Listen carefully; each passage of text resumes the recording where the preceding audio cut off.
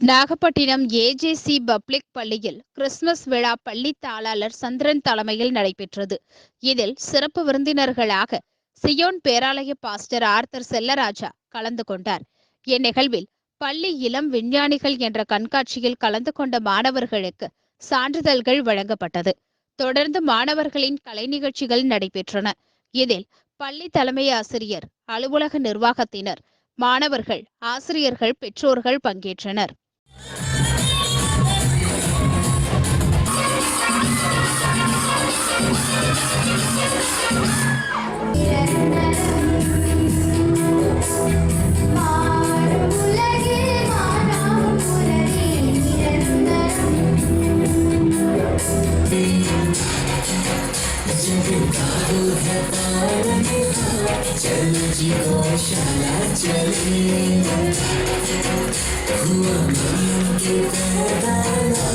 चल जी गौशाला चले